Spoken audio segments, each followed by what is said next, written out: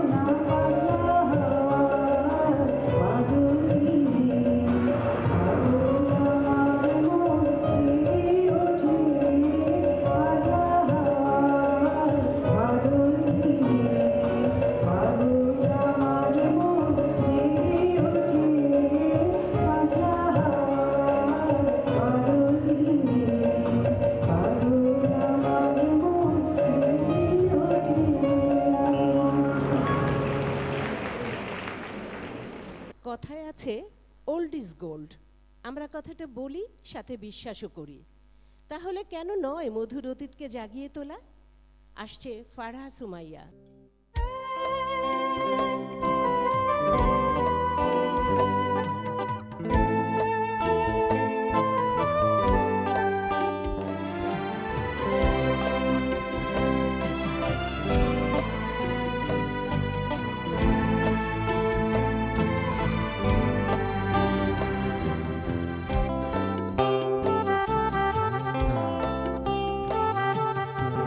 সোনা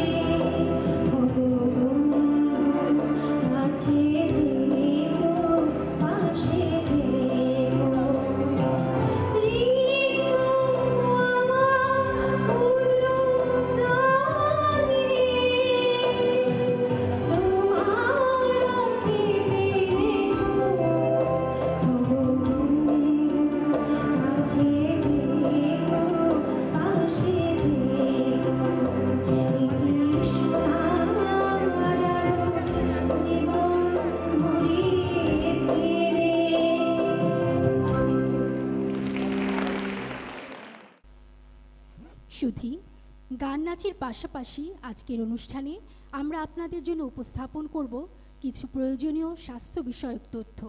সে ধারাবাহিকতায় মঞ্চে আসছেন কর্নেল সেলিনা, গাইনি ও প্রসূতি রোগ বিশেষজ্ঞ।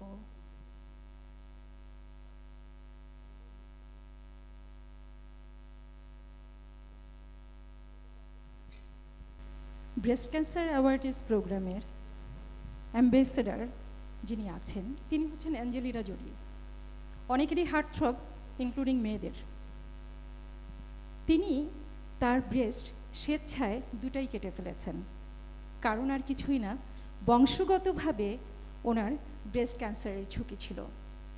মাননীয় সভানেত্রী এবং আজকের সুধী আমরা কেউ কিন্তু এর বাইরে না।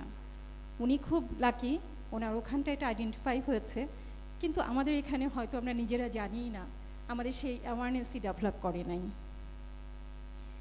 এই ব্রেস্ট ক্যান্সার প্রতি 9 জন মহিলার একজনের হয়, এবং বাইরের দেশেরা বলে প্রতি 8 জনে একজন মহিলার ব্রেস্ট ক্যান্সার হওয়ার সম্ভাবনা থাকে। ব্রেস্ট ক্যান্সার নিয়ে প্রত্যেকটা গ্যারিসনে এতবার করে বলা হয়েছে, যেই কারণে আমরা মোটামুটিভাবে সব কিছু বাদ দিয়ে কিভাবে আমরা সচেতন হতে পারি এবং কিভাবে করে নিজেকে এক্সামিন করতে পারি, শুধুমাত্র ওইটুকুনের উপরেই আমরা আলোকপাত করব। ব্রেস্ট হচ্ছে প্রথমত যেটা করতে হবে আমাদের, কখন করব? আমরা ব্রেস্ট এক্সামিন করব যাদের মাসিক হচ্ছে তাদের মাসিক চলাকালীন সময়ে অথবা মাসিক শেষ হয়ে যাওয়ার পর। আর যাদের মাসিক বন্ধ হয়ে গেছেন ওনারা প্রত্যেক মাসে একটা ডেট ফিক্স করে নেবেন, অর্থাৎ হতে পারে যে মাসের প্রথম দিন 7th ডেতে, অথবা ম্যারেজ ডেতেও হতে পারে, হুনোজ, অথবা লাস্ট দিন। মানে এই ফিক্স ডেটটা আমরা ফিক্স করে রেখে দেব এবং ওই দিনই আমরা এক্সামিনটা করব।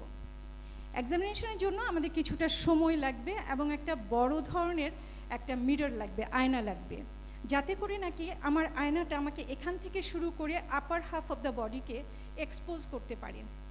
এবং আমরা করব, প্রথম অবস্থায় আমরা কাপড়টা পুরোটাই খুলে নিব, আয়নার সামনে দাঁড়াবো, দাঁড়িয়ে নিয়ে একদম ভালো গুড ডে লাইটে অথবা লাইটের আলোটা যেন খুব ভালো করে পড়ে, ওইভাবে করে আমরা দেখে নিব দুটা ব্রেস্ট একই রকম কিনা, ওটার মধ্যে কোনো আকৃতিগত কোনো পরিবর্তন আছে কিনা, কোথাও কোনো চাকা অথবা ফোলা অথবা লাম্প আছে কিনা, অথবা স্কিন যেটা আছে সেই স্কিনের উপরে কোনো কুচকানো ভাব আছে কিনা, অথবা মনে হচ্ছে কিনা যে ভিতরের দিকে আমার টেনে নিয়ে যাচ্ছে স্কিনটাকে।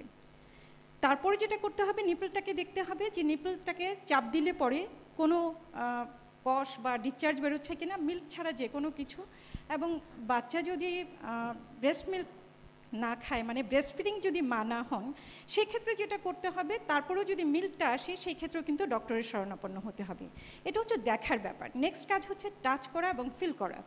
আমরা কি করব, ফ্ল্যাট অফ দ্য হ্যান্ড যেটা আছে এই জায়গাটা দিয়ে লুব্রিকেন্ট হাতে মেখে, লুব্রিকেন্ট হতে পারে এটা লোশন, হতে পারে অলিভ অয়েল, অথবা হতে পারে bath soap, whatever it maybe, যার যেটা পছন্দ সেটা হাতের মধ্যে লাগিয়ে নিয়ে ব্রেস্টটাকে আনুমানিকভাবে আমরা 4টা ভাগ করে নিব, করে নিয়ে যে কোনো একটা কর্নার থেকে শুরু করব। এটা বাইরে থেকে শুরু করতে পারি, ক্লকওয়াইজে যেতে পারি, অথবা এন্টি ক্লকওয়াইজও আসতে পারি। মেইন জিনিস হচ্ছে আমরা এইটা দিয়ে পুরো ব্রেস্টটাকে কভার করে যাব। নেক্সট আমরা কাজ করব কি, যে নিপল বরাবর যে জায়গাটা আছে সেন্ট্রালি, সেই জায়গাটাকেও দেখে নিব। এছাড়াও 2টা ফোল্ড যেটা আছে ব্রেস্টের 2 পাশের, সেই 2টা ফোল্ডকেও আমরা দেখব যে ওখানে কোনো দানা মতন কিছু লাগে কিনা। যদি লাগে সেই দানাটা কি স্কিনের মধ্যে ফিক্স হয়ে বসে আছে, অথবা নিচের টিস্যুগুলোর মধ্যে কি আটকে আছে, এই জিনিসটা আমাদের দেখতে হবে। অথবা কোথাও কোনো আলসারেশন আছে কিনা। যদি থাকে তখনই আমরা আমাদের ডক্টরের শরণাপন্ন হব। কারণ হচ্ছে অ্যাঞ্জেলিনা জোলির মতো সেলিব্রিটি যদি ওর ব্রেস্ট ফেলে দিতে পারে শুধু স্বাস্থ্য ঝুঁকি থাকার কারণে, সেক্ষেত্রে আপনি যদি কোনো রকম কোনো লক্ষণ পাই, তাহলে ডেফিনেটলি আমাদের ডক্টরের কাছে যাওয়াই উচিত। ডক্টর যা বলেন সেই অনুযায়ী আমাদের ইনভেস্টিগেশনগুলো করে নেওয়া উচিত। প্রতি বছর ম্যামোগ্রাফি করার দরকার নাই। আর যাদের ফ্যামিলিতে ব্রেস্ট ক্যান্সার আছে ওনারা একটু আগে থেকে শুরু করবেন এই এক্সামিনেশন করাটা। আমরা করব 40 থেকে, আর যাদের ফ্যামিলিতে আছেন ওনারা করবেন 25 বছর বয়স থেকে। ধন্যবাদ সবাইকে। কবিগুরু বলেছেন, কৃষ্ণ কলি বলি আমি তারে, কালো তারে বলে গাঁয়ের লোক, মেঘলা দিনে দেখেছিলেম তারে, কালো মেঘ কালো হরিণ চোখ। আবার অর্জুন মিত্রের ভাষায়, কৃষ্ণকলি কেউ বলে না তারে, কালো তারে বলে গাঁয়ের লোক, মেঘলা কোথা সব কটা দিন খরা, কেউ দেখে না কালো হরিণ চোখ। এই দুই কৃষ্ণকলির মধ্যে যেমন রয়েছে বিস্তর ফারাক, তেমনি পাওয়া না পাওয়ার মধ্যেও রয়েছে বিশাল ব্যবধান। চলুন সেই ব্যবধানের সন্ধান করে আসি এবারের কবিতায়। আসছেন অন্তরা স্বর্ণালী প্রিয়াঙ্কা।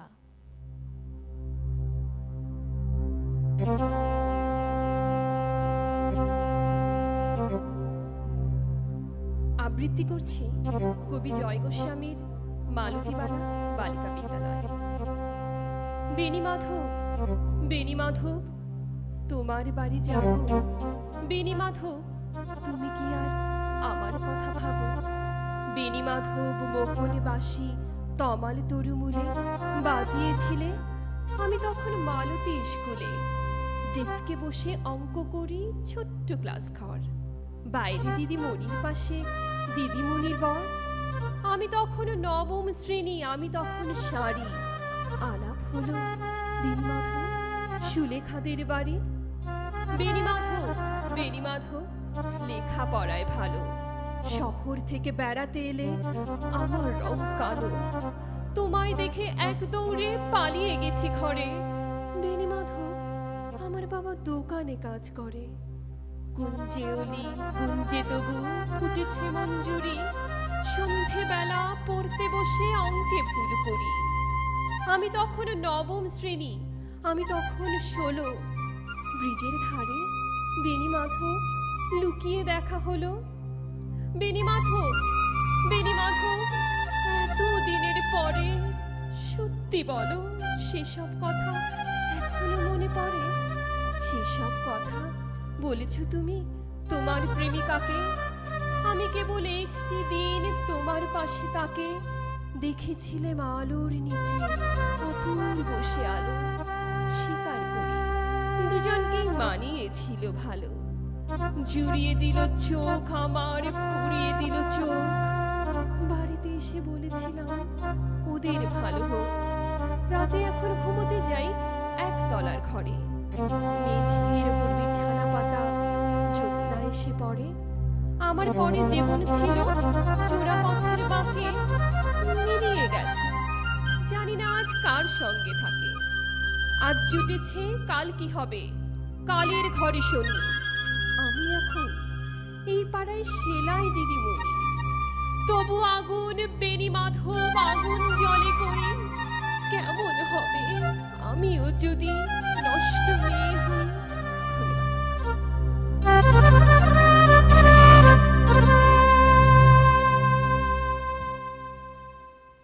শহুরে বৃষ্টি মানে একঘেয়ে ঝরে যাওয়া। কখনো কার্নিশ বেয়ে, কখনো জানালার সারশীতের ধোয়াটে আলপনা আঁকা। যদি একটু চোখ ফেরাই আমরা প্রকৃতিতে, কি দেখব? ঝড়ো ঝড়ো বর্ষায় ভরে গেছে আউশের ক্ষেত। কেয়া কদমতলে পেখম মেলেছে ময়ূর ময়ূরী, ডেকে চলেছে মত্ত দাদরি। মিসেস নিসা জুলফিকারের সুরে সুরে মেঘলা দিনের মেঘলা প্রকৃতি আসুন অনুভব করি।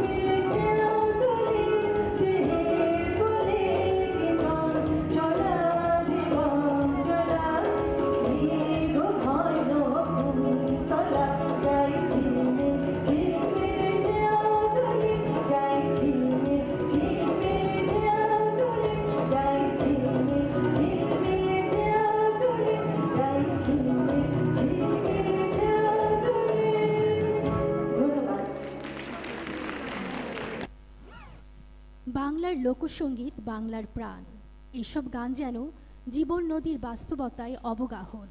খুব সহজে এই সঙ্গীতে উঠে এসেছে গ্রাম বাংলার মানুষদের সুখ দুঃখ, প্রেম বিরহ, হাসি কান্না। এবারে সেরকম একটি গান শুনব আমরা মেজর তানিয়ার কণ্ঠে।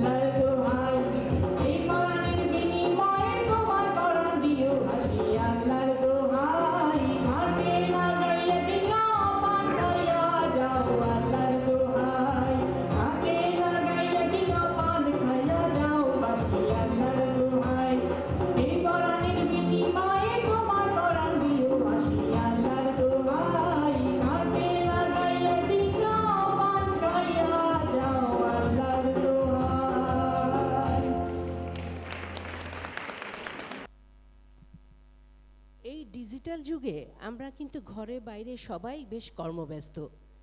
চুলোয় রান্নাটা চাপিয়ে বাচ্চার হোমওয়ার্ক দেখে নিচ্ছি, ফাঁকে দেখে নিচ্ছি সিরিয়ালে নায়ক নায়িকার কতদূর এগুলো, আর এর ফাঁকে সময় পেলে এক পাক হেঁটেও আসছি। কিন্তু তারপরেও দেখা যাচ্ছে 6 বছরের বাচ্চা থেকে শুরু করে 60 বছরের বৃদ্ধ একই কমপ্লেন, কোমর টনটন, ঘাট কনকন। এর থেকে উপায় বের করতেই হবে আমাদের ভালো থাকার। আসছে লেফটেন্যান্ট কর্নেল হাসনা। আমার কাছে রোগীরা প্রায় কিছু কমপ্লেন নিয়ে আসে, যেমন দেখা যায় যে সকালে উঠে নিউজ পেপার পড়ছি, হঠাৎ করে ঘাড় লক হয়ে গেল। ভাবিরা অনেক সময় তাদের ছোট বাচ্চাদেরকে নিয়ে আসছেন, স্কুলে যাওয়ার সময় জুতো পরছে আর উঠে দাঁড়াতে পারছে না। পেপার পড়ুন বা বই পড়ুন, বসার সঠিক দেহভঙ্গি বজায় রাখবেন এবং শু লেস বাঁধার সময় পাটাকে একটু উঁচু স্থানে উঠিয়ে দিন।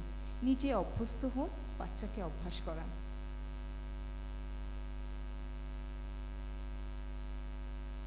হাউস ক্লিনিং খুব ইম্পর্ট্যান্ট একটা ডেইলি অ্যাক্টিভিটিস আমাদের। একটু লক্ষ্য রাখবেন ফ্লোর ক্লিনিংয়ের সময় আপনার স্পাইনটা যেন সোজা থাকে, এবং ক্লিনিং বাকেটটি ব্যবহারের সময় চেষ্টা করবেন হাঁটু ভাঁজ করে নিচে বসতে, অথবা বস্তুটি আপনার বডির সমান্তরালে নিয়ে আসবেন। কম্পিউটার বা ল্যাপটপে বসে যারা দীর্ঘ সময় কাজ করেন তারা অবশ্যই বসার সঠিক পোশ্চারটি মেনটেন করবেন। অবশ্যই দেখুন, লক্ষ্য করুন আপনার চোখ থেকে মনিটরের দূরত্ব থাকবে অ্যাটলিস্ট 1.5 ফিট। আর একটা বিষয়, আপনার ব্যাকটা অবশ্যই ব্যাক সাপোর্টে থাকবে, লেগ ক্রস করে বসবেন না, ফুট বিশেষ করে পায়ের পাতা ফ্লোর টাচ করবে, যদি টাচ না করে একটু ফুট সাপোর্ট ব্যবহার করতে পারেন। শোয়ার এই ভঙ্গিগুলো আমরা দেখা যায় যে অধিকাংশ ক্ষেত্রে অসচেতনভাবে এর কোনো না কোনো একটি ভঙ্গিতে আমরা ঘুমিয়ে পড়ছি। লক্ষ্য রাখবেন ডান কাত অথবা বাম কাত হয়ে শোয়াটাই হচ্ছে আমাদের জন্য আইডিয়াল। এক্ষেত্রে দুই হাঁটুর নিচে একটি পিলো দিয়ে দিতে পারেন। যাদের ব্যাক পেন আছে তারা চিত হয়ে শুতে পারেন, এক্ষেত্রে দুই হাঁটুর নিচে একটি পিলো দিয়ে দিবেন। এবং পিলো ব্যবহারের ক্ষেত্রে লক্ষ্য রাখবেন একটি সিঙ্গেল পিলো ইউজ করবেন, সেটা কখনোই খুব উঁচু বা খুব নিচু হবে না। বাজারে আজকাল কন্ট্যুর পিলো পাওয়া যাচ্ছে, আপনারা ব্যবহার করতে পারেন। ভার উত্তোলনের ক্ষেত্রে তিনটি বিষয়ের প্রতি লক্ষ্য রাখবেন। যখন ভারটি ফ্লোর থেকে উত্তোলন করবেন তখন চেষ্টা করবেন হাঁটু ভাঁজ করে নিচে বসে পড়তে, এবং ভার উত্তোলনের সময় আপনার হাতের এবং পায়ের মাংসপেশিকে ব্যবহার করুন, ব্যাকের নয়। এবং যখন ভারটি উত্তোলন করে দাঁড়াবেন তখন ভারটিকে নিজের বডির কাছাকাছি নিয়ে আসুন। শুয়ে বসে দাঁড়িয়ে যে অবস্থায় মোবাইল ফোন ইউজ করেন না কেন, লক্ষ্য রাখবেন আপনার স্পাইন যেন বেঁকে না যায়। প্রয়োজনে মোবাইল ফোনের স্ক্রিনটি আপনার দৃষ্টির কাছাকাছি নিয়ে আসুন। স্থূলতা অস্বাভাবিক দেহভঙ্গির একটি প্রধান কারণ। এই জন্য চেষ্টা করবেন নিয়মিত ৪৫ মিনিট অ্যাটলিস্ট হাঁটতে, এবং হাঁটার সময় সঠিক দেহভঙ্গিটি রক্ষা করুন। প্রিয় দর্শক, ঘাড়ে ব্যথা, কোমর ব্যথা কোনো জটিল রোগ নয়। একটু সচেতনতা এবং আমাদের সঠিক দেহভঙ্গির অভ্যাস গঠনের মাধ্যমে আমরা সহজেই তা প্রতিরোধ করতে পারি। আশা করি হেলথ রিলেটেড এই টিপসগুলো আপনাদের উপকৃত করবে। সবাইকে অনেক অনেক ধন্যবাদ।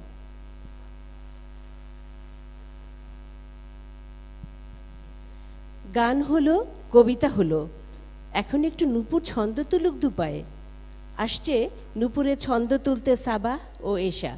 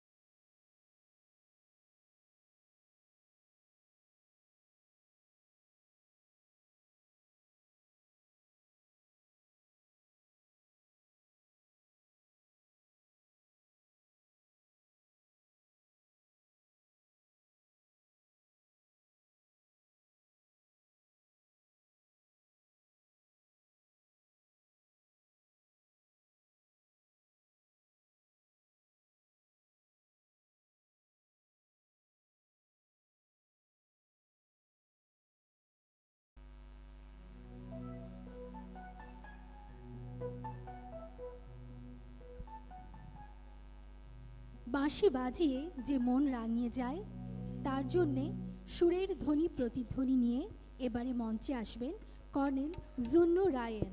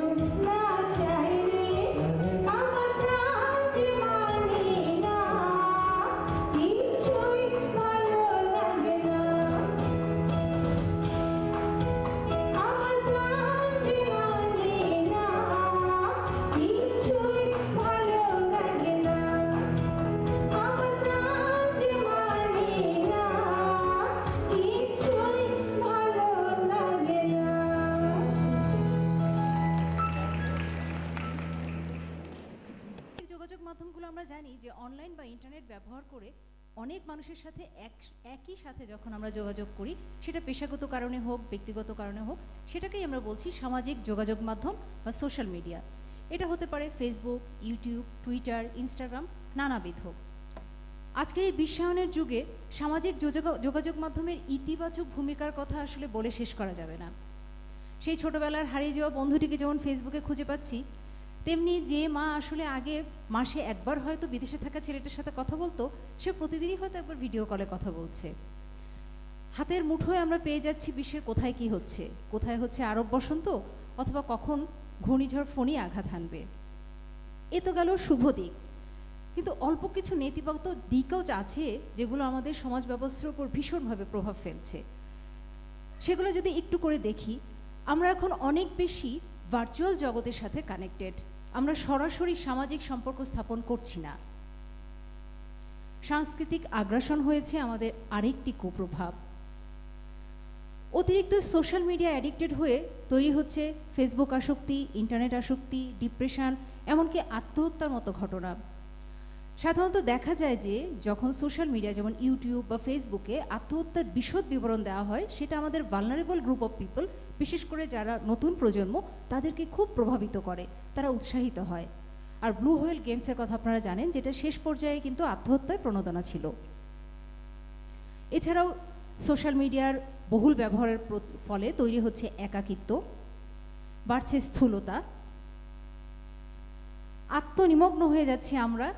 প্রকৃষ্ট উদাহরণ হচ্ছে আমাদের সেলফি প্রীতি। ট্রাস্ট ইস্যুগুলো এখন আমাদের প্রত্যেকটা পরিবারকে কুড়ে করে খাচ্ছে। এর ফলশ্রুতিতে আসছে সম্পর্কচ্ছেদ, বিবাহ বিচ্ছেদ।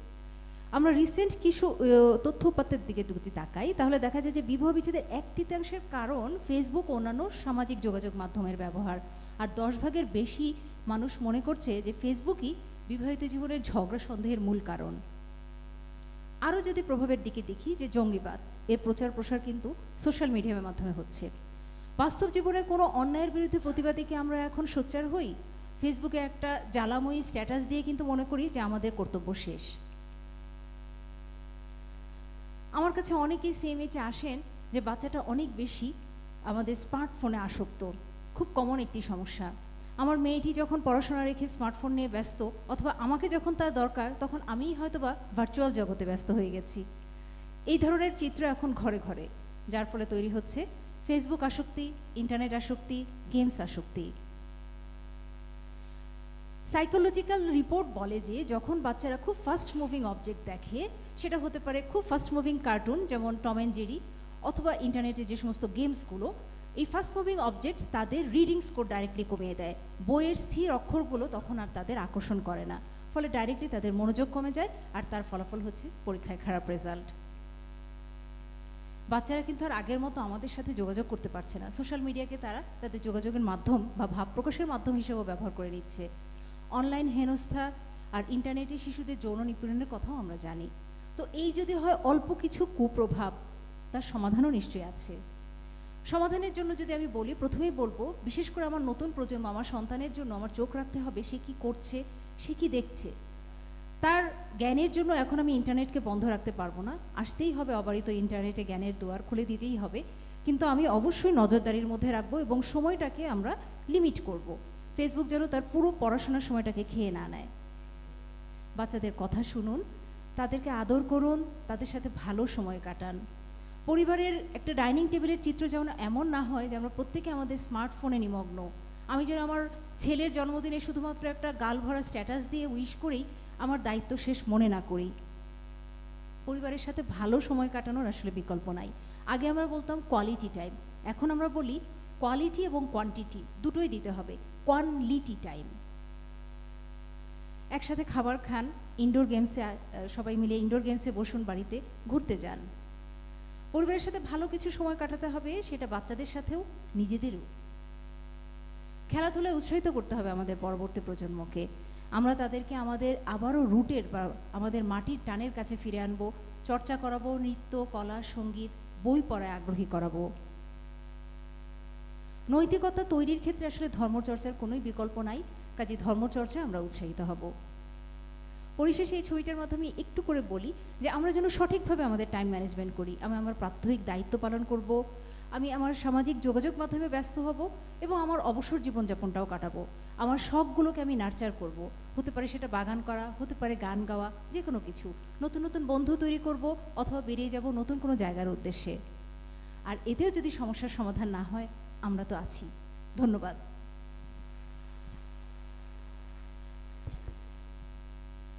চোখে চোখ রেখে মনের ভাষা পড়তে পারার যে স্বপ্নগাথা, দিন শেষে তাই জানিয়ে রাখে ফের দেখা হবে। এত বিশ্বাসের এই সুরে এবার মূর্ছনা জাগাবেন কর্নেল সাবিহা।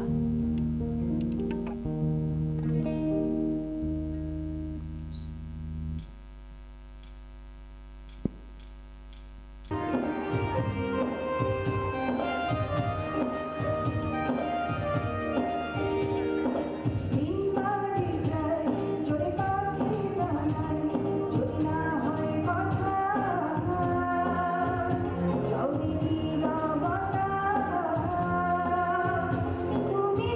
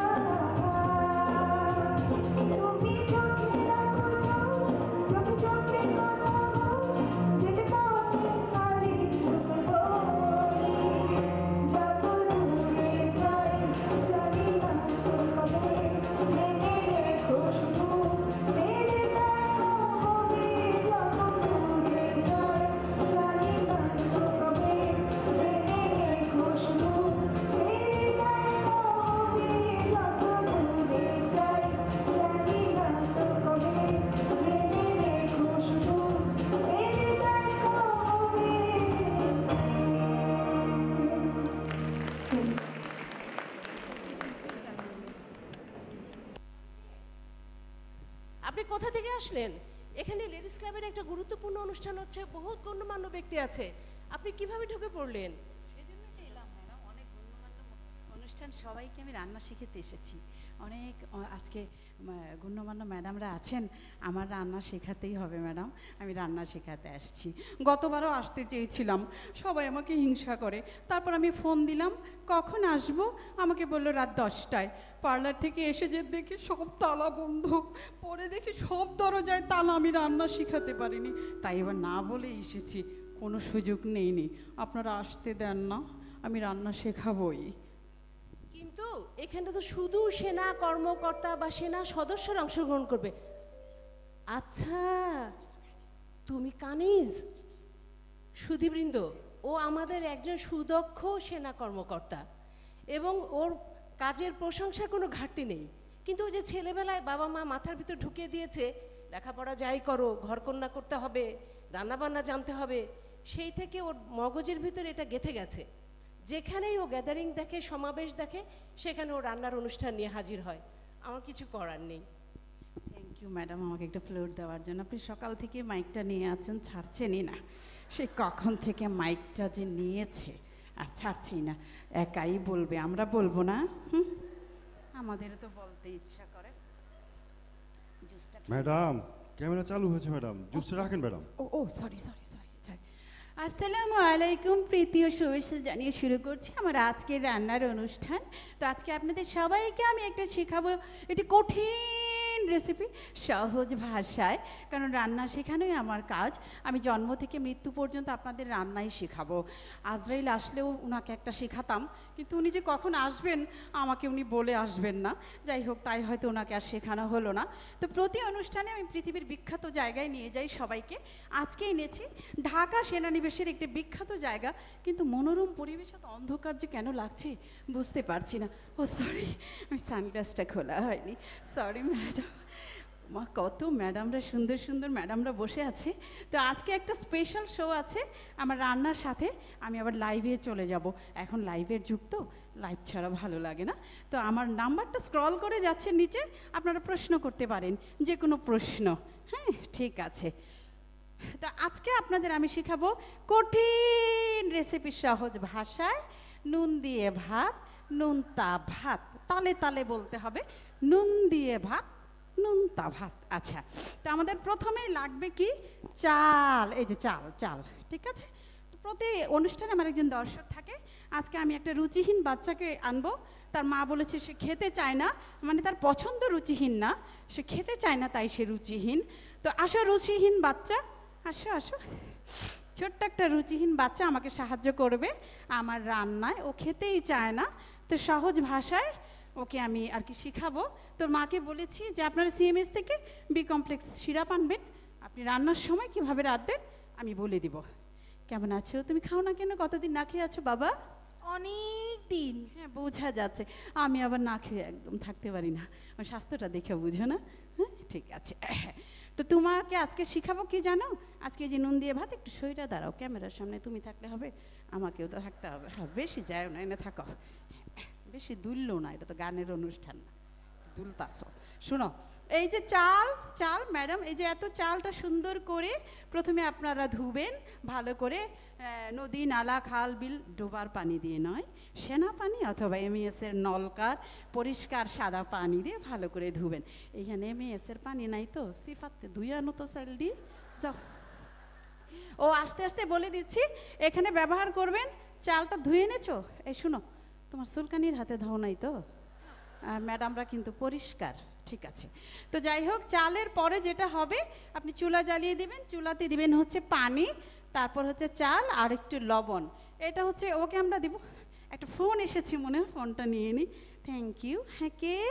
দেখি তো কে আমাকে একটা ফোন করলো। হ্যাঁ, হ্যালো, জি আমি লাইভে আছি। তাই? আমাকে ধন্যবাদ জানাতে, thank you very much. Thank you. কেন?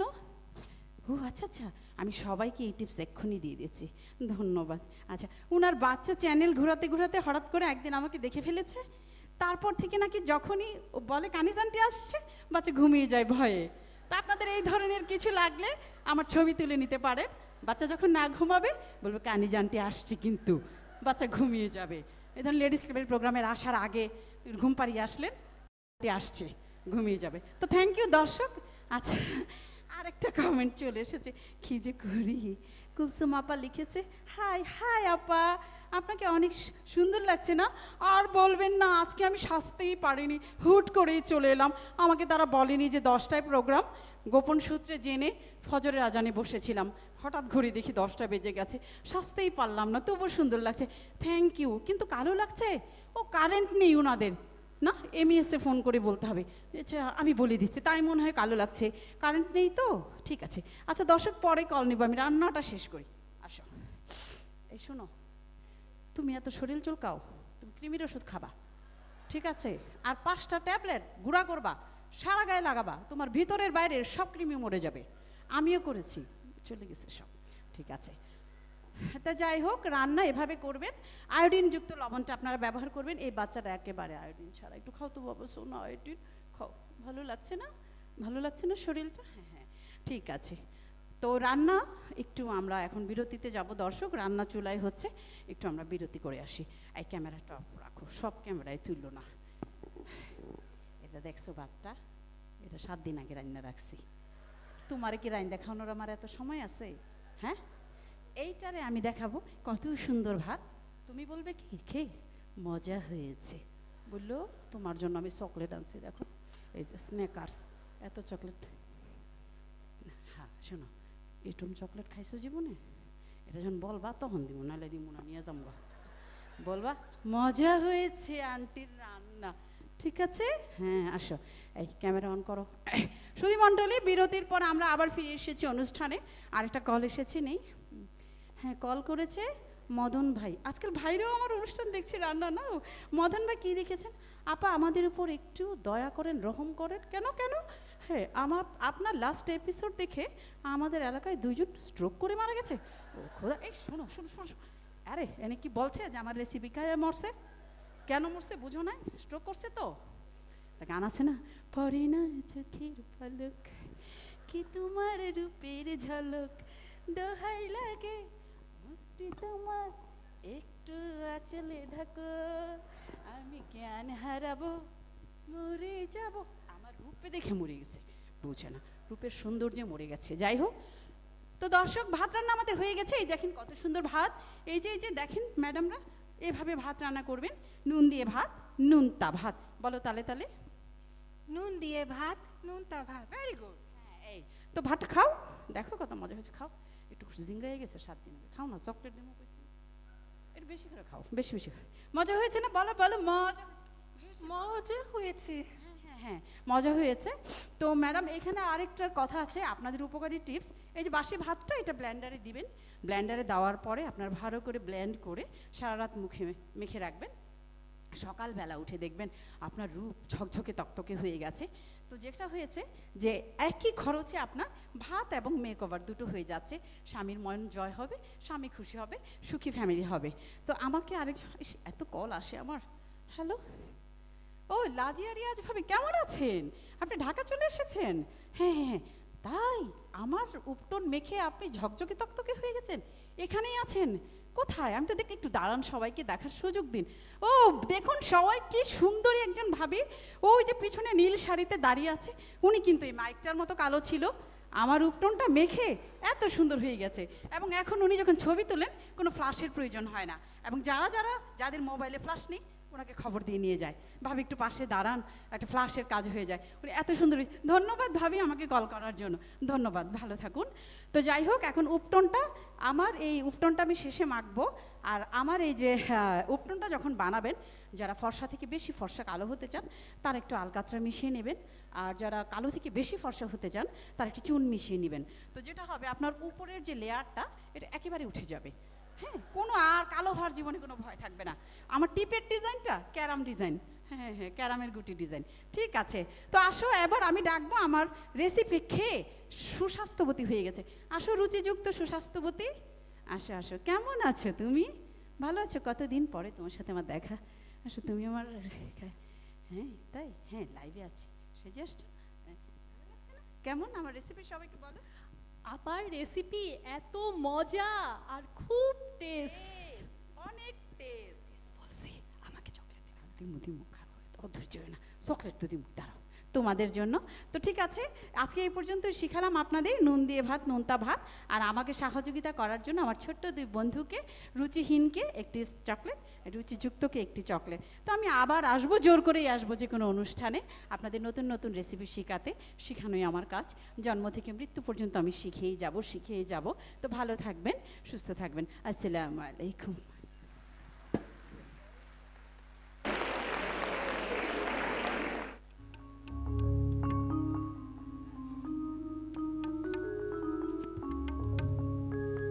উনিশশো ৭১ সে এক বেদনাময় আর আশ্চর্য সুন্দর সময়। মায়ের সম্ভ্রম আর বীরের রক্তস্রোতধারা এক মোহনায় মিলেছিল। লাল সবুজের পতাকা উড়ল বিশ্বের বুকে। পৃথিবীর ভূখণ্ডে জন্ম নিল বাংলাদেশ নামের জনপদ। দেশকে ভালোবেসে আমাদের সর্বশেষ পরিবেশনা দেশের গান।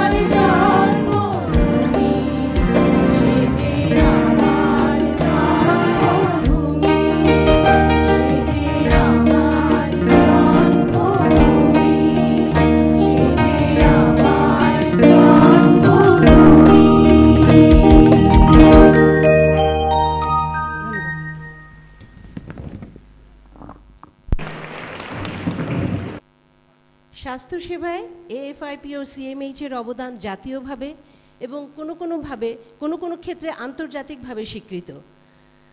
আমাদের সিএমএইচে রয়েছে বিভিন্ন পরিষেবা কেন্দ্র, bone marrow transplantation centre, fertility centre, cancer centre, cochlear transplantation centre. এই তো সম্প্রতি সফলভাবে কিডনি প্রতিস্থাপন হলো আমাদের ইউরোলজি সেন্টারে।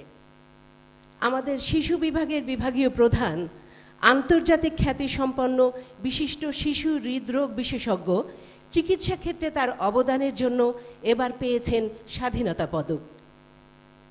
আমাদের মাননীয় প্রধানমন্ত্রী নারী উন্নয়ন ও নারী ক্ষমতায়নে আপোষহীন। তার সুযোগ্য নেতৃত্বে দেশের অন্যান্য অগ্রগতির সাথে তাল মিলিয়ে এগিয়ে যাচ্ছে বাংলাদেশ সেনাবাহিনীর নারী সদস্যরাও। আর্মি মেডিকেল কোরের প্রতিটি নারী সদস্য সেনাবাহিনীর যে কোনো কর্মকাণ্ডে সমানভাবে দক্ষতার সাথে অংশগ্রহণ করছে। আমাদের মহিলা সৈনিকরা তাদের বিভিন্ন বিভাগের দায়িত্ব দক্ষতার সাথে পালন করছে। এর সাথে পিটি, প্যারেড, নৈশ প্রহরা যখন যে আদেশ দেওয়া হচ্ছে স্বতঃস্ফূর্তভাবে তারা পালন করছে। বাংলাদেশ সেনাবাহিনীতে ফিল্ড অ্যাম্বুলেন্সের অধিনায়ক, এডিএমএস, বিভাগীয় প্রধান হিসাবে কাজ করে যাচ্ছেন এখন নারী কর্মকর্তারা। এছাড়াও গ্রীষ্মকালীন শীতকালীন মহড়ায় তারা সমানে অন্যান্য অধিনায়কদের সাথে মাঠে কাজ করছেন। বিভিন্ন বৈদেশিক মিশনে কন্টিনজেন্ট কমান্ডার হিসাবে কাজ করছেন নারী কর্মকর্তা এবং রাখছেন দক্ষতার স্বাক্ষর। আর্মড ফোর্সেস ইনস্টিটিউট অফ প্যাথোলজিতে আছেন দেশে বিদেশে উন্নত ট্রেনিং প্রাপ্ত চিকিৎসকবৃন্দ এবং টেকনিশিয়ানবৃন্দ। আছে উন্নত প্রযুক্তি এবং তার সঠিক ব্যবহার। আমাদের এই প্রতিষ্ঠানের প্রতিটি সদস্যের নিরলস পরিশ্রমে আমরা খুব অল্প সময়ে পেয়ে যাচ্ছি বিশ্বমানের পরীক্ষা নিরীক্ষার ফলাফল এবং সঠিক রোগ নির্ণয়। দেশের সর্বপ্রথম মহিলা মেজর জেনারেল বর্তমানে এই প্রতিষ্ঠানের কর্ণধার। তার সুদক্ষ পরিচালনা আমাদের চিকিৎসা সেবার মাত্রাকে পূর্ণ মান দিয়েছে। বিশ্ব দরবারে আমাদের ভাবমূর্তি হয়েছে আরও উজ্জ্বল। বাংলাদেশ সেনাবাহিনী একটি যৌথ পরিবার। এই পরিবারের উঠোন যেন প্রতিটি সেনা নিবাসের লেডিস ক্লাব। তাই আমরা সদস্যরা সুযোগ পেলেই আমাদের এই আঙিনায় বসায় মিলন মেলা। গানে, গল্পে, আড্ডায় কেটে যায় সময়, দৃঢ় হয় আমাদের বন্ধন। এফআইপি ও সিএমএইচের সদস্যদের প্রত্যক্ষ ও পরোক্ষ সহযোগিতার ফসল আজকের এই আয়োজন। আপনাদের ভালো লাগলে আমরা সার্থক। আবার দেখা হবে অন্য কোনো মিলন মেলায়। এই প্রত্যাশায় বিদায় নিচ্ছি আমরা। ভালো থাকুন, আনন্দে থাকুন। আমি শিল্পীদের আমন্ত্রণ জানাবো মঞ্চের সামনে এসে আমাদের সম্মানিত প্রধান পৃষ্ঠপোষকের সাথে